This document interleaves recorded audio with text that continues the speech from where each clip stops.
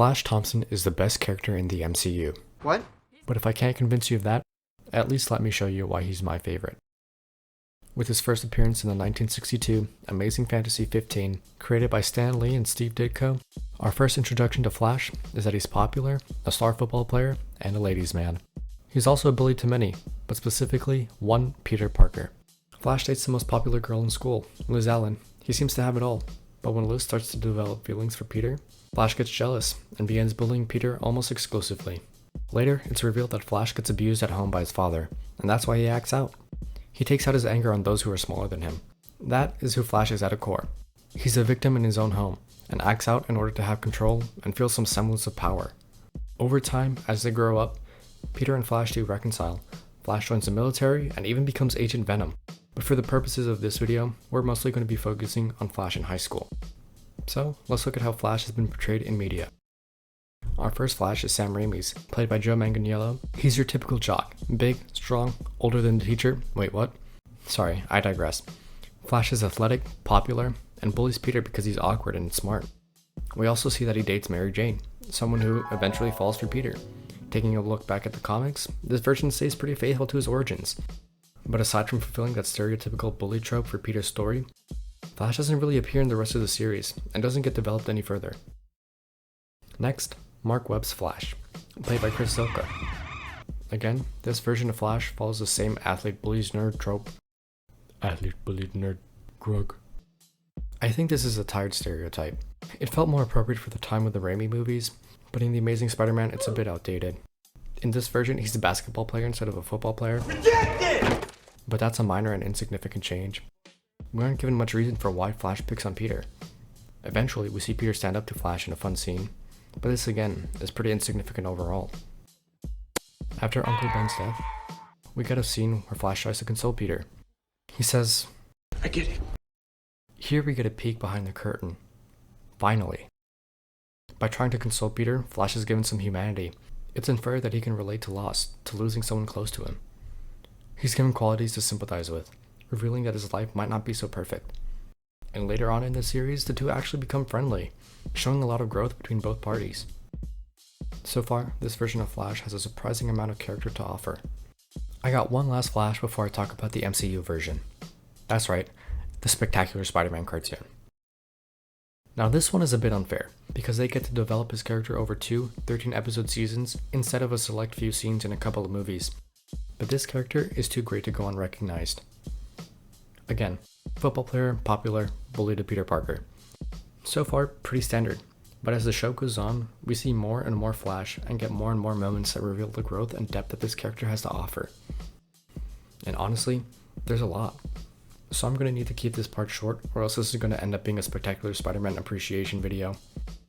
But to highlight some of the more important points of his journey, firstly, he dates Liz Allen, who eventually begins to date Peter. So we see some reason for Flash to resent Peter. Eventually, things don't work out between Liz and Flash, but he moves on and begins to fall for a girl named Shashan. He struggles to catch her attention, so a desperate Flash Thompson goes to Peter for advice. Me? That's right, Mr. Popular goes to Peter Parker for girl advice. This quality really humanizes him. He struggles with the same things we do. Flash goes and puts himself through embarrassing situations just to get closer to a girl. That's pretty admirable. But the thing that grabs her attention is when Flash sacrifices his team's football trophy because it wasn't earned legitimately. Title's meaningless if it's not won fair and square. The important thing to note is that Flash didn't do this to impress a girl. He did it because he thought it was the right thing to do. We even see Flash giving Peter a reality check when he was busy being influenced by the Venom symbiote. A guy who can't even see when his friends are trying to help. Throughout the show, we see so many sides to this character beyond the tough guy exterior. We see him struggle, we see him embarrass himself, we see him be noble, and we see him stand up for his friends. This is what Flash Thompson should be. Plus, he's an excellent dancer. And now, let's see how the MCU compares to the versions that came before him. That might be pretty tough to follow up, right? Well, let me introduce you to the subtle tragedy of Jon Watts' Flash Thompson. First off, he's not a football player.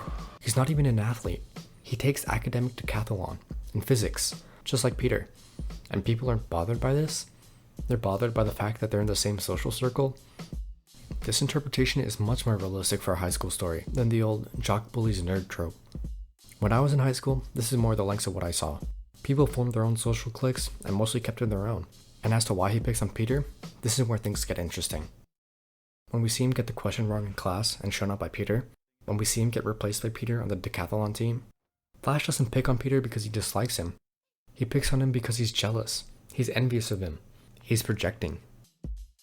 On the outside, he may be rich and he may be popular, but on the inside, he wants so much more. He wants to be successful. He drives his dad's car. It's not even his own car. Even when he tries to be successful and earn things on his own, he gets shown up.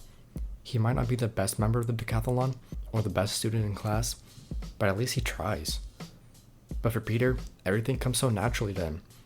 It's hard not to build resentment from that. His spot on the team is literally taken away from him and handed to Peter because he just shows up. And the thing is, I relate to that. Trying your best in class and in extracurriculars, putting in the work, and seeing the same, if not more success come to your classmates who just show up and don't put in the work, and they get away with it because they're just naturally talented. Flash Thompson feels like someone I could have known in high school, or someone I could have been in high school. But what about Far From Home? What kind of development do we get here? In this movie, he still serves the same comedic purpose as he did in Homecoming, but also has a role that's somewhat influential to the plot. In this movie, Flash is Spidey's #1 fan and has a large social media following, whom he deems the Flash Mob. Because of his reluctance to stop posting, Happy is able to locate them in their time of need, and Flash indirectly saves his friend's life. What kind of character beats do we see in the movie? We see an exploration of the parental neglect that occurs back home.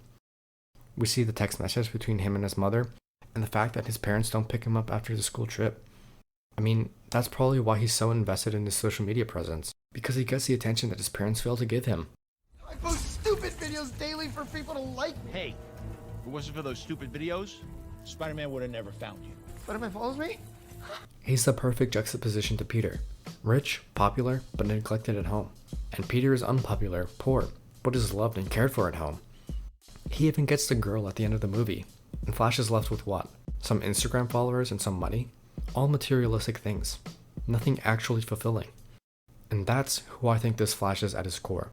Someone who has everything on the outside, but is lacking fundamentally on the inside. Someone who yearns to be something more. Spider-Man is a character whose essence is anchored in relatability. And although we might not be rich or popular like Flash, we can still relate to his struggle. His struggle to be successful, his battle with neglect, and his struggle for recognition. Those are the subtleties that build his character, and those qualities make him the most relatable Flash. Or at least, to me. Thank you guys so much for watching. I hope you enjoyed this video. I had a blast writing this. Genuinely. It was so fun to take a deep dive into a somewhat overlooked character and explain what aspects I liked so much. Like always, let me know if you agree or disagree, or if you think I have no idea what I'm talking about. And until next time, I hope you have a great rest of your day.